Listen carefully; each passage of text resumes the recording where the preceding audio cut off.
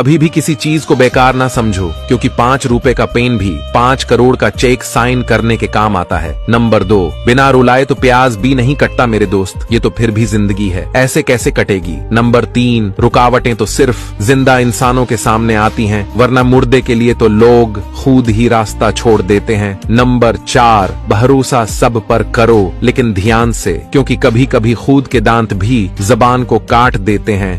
Number 5, खुद को काबिल बनाओ मेरे दोस्त, फिर दुनिया भी तुम्हें काबिल समझेगी। नंबर 6, आपकी जिंदगी में सिर्फ एक ही शख्स है जिसे आप तब्दील कर सकते हैं और वो खुद आप हैं। नंबर 7, कभी कभी नाराजगी भी जरूरी है ताकि हमें पता तो चले कि हमें मनाने वाला कोई है भी या नहीं। नंबर 8, जिस इंसान की जान निकल जाए तो वो जिंदा नहीं रहता, और जिस इंसान से एहसास निकल जाए तो फिर वे इंसान ही नहीं रहता।